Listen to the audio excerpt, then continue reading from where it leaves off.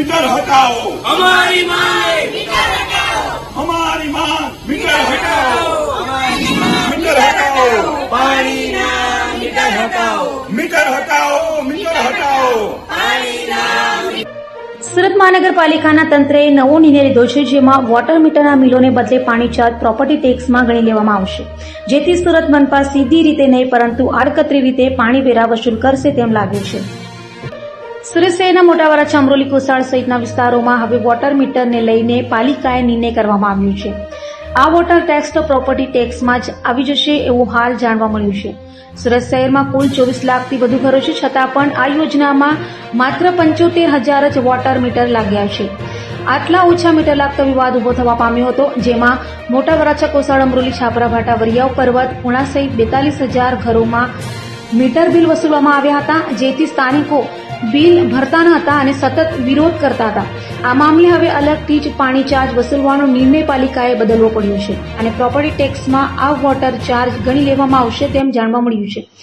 અહીંયા જણાવવાનું છે કે 11 વર્ષ પહેલા યોજના શરૂ કરવામાં આવી હતી। રહેણાંક તેમજ ધાર્મિક જોડાણો મળી કુલ 60,000 મીટર ધારકોને પાણી વેરા બિલમાંથી મુક્તિ મળી છે। આ વેરો હવે 1 ઓક્ટોબર 2025થી શરૂ થશે। સુરત શહેરમાં વોટર મીટર તો લગાવવામાં આવશે, પણ તેનું બિલ આપવામાં નહીં આવે, માત્ર પાણીના વપરાશના ડેટા એકત્ર કરાશે તેમ જણાવવામાં આવ્યું છે। મારું નામ છે રાસડિયા પ્રફુલ્લ। સુરત મહાનગરપાલિકાએ જે નિર્ણય લીધો છે એ નિર્ણયથી અમારા જે આગળના જે બિલ છે એમને શું ફાયદો મળશે? જે આગળના બિલ લાખ રૂપિયા, 1.5 લાખ રૂપિયા, આ બધા બિલ આવ્યા, એનાથી અમને શું ફાયદો મળશે? આ છેલ્લા 7 વર્ષથી આ મીટર લાગેલા છે। બિલ તમે જોઈ લો, 25,000 થી લઈ અને લાખ સુધીના બિલ આવ્યા છે। આજે ગયા જ મહિનાનું નવું બિલ છે, 73,000 રૂપિયાનું બિલ આવેલું છે।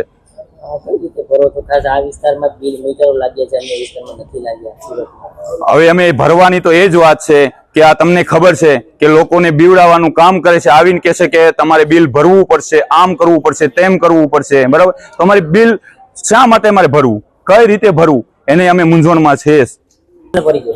મારું નામ નિલેશ ચૌહાણ। કઈ સોસાયટી છે, કેટલા સમયથી પાણીના મીટર લાગ્યા છે? આ રાધેશ્યામ સોસાયટી છે। છેલ્લા 8-9 વર્ષથી આ સોસાયટીમાં મીટર લાગ્યા છે। કેટલું બિલ આવતું હતું દર વર્ષે નહીં, દર મહિને બિલ આવે છે અને દર મહિને 50,000 આવે, ક્યારેક 70,000 આવે, ક્યારેક 80,000 આવે અને અત્યારનું લેટેસ્ટ બિલ જોઈએ તો 72,000 રૂપિયાનું બિલ છે અમારું। હવે અત્યારે તો તાનાશાહી એવી છે, જો બિલ ન ભરીએ તો નોટિસો આપે, એના માટે ગમે તેમ કરી ઘરની બહેનો કામ કરે, ભાઈઓ કામ કરે, ઘરના દરેક સભ્યો કામ કરીએ ત્યારે આ બિલ ભરાય છે। ત્યારે પાલિકાએ નિર્ણય લીધો છે કે પ્રોપર્ટી ટેક્સમાં જ આ બિલનો સમાવેશ કરવામાં આવશે, કેવું લાગે? પ્રોપર્ટી ટેક્સમાં આ નિર્ણય લીધો એ વાત બરાબર, પણ અમારા આગળના બિલ જે ભરવાના બાકી છે, લાખ રૂપિયા, 1.5 લાખ રૂપિયા જે બિલ બાકી છે, એ બિલ સદંતર માફ કરવામાં આવે તો અમારે માટે આ નિર્ણય બરાબર છે, બાકી તો આ નિર્ણય ખોટો કહેવાય। કેટલા લોકો છે આ સોસાયટીમાં? આ સોસાયટીમાં 32 સભ્યો છે અમે, અને બધા સામાન્ય વર્ગના છે। બધા ટિફિન લઈને સવારે હીરા ઘસવા જવા વાળા છે। ઘરે બહેનો પણ ટીકી ટાકી, રેણિયા કટિંગ કરી, ધાગા કટિંગ કરી અને પોતાનું ગુજરાન ચલાવે છે। અને અમારા વિસ્તાર, આ બાળકો કોઈ પણ સરકારી શાળા પણ નથી કે અમારા બાળકો ત્યાં ભણે।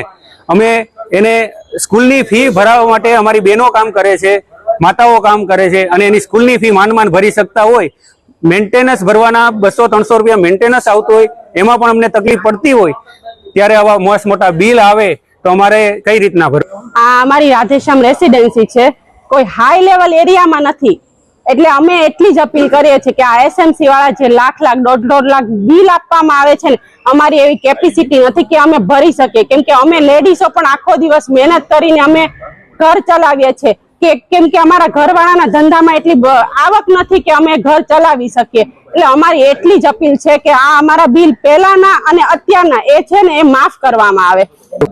મારું નામ મીનાબેન ચૌહાણ।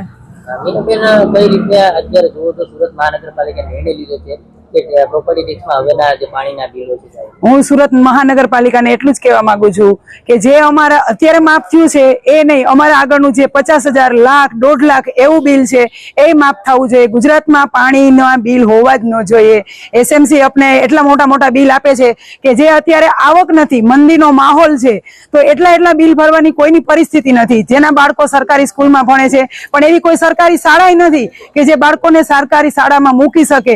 તો બહેનો રાત દિવસ મહેનત કરે છે. ભાઈઓને મંદી હોવાને લીધે રાત દિવસ બહેનોને હારે હાર મહેનત કરવી પડે છે. તે ધાગા કટિંગમાં જાય છે, ઘર મૂકીને બહાર કામે જવું પડે છે, પોતાના બાળકોને કોઈ ઘરે સાચવવા વાળા ન હોય.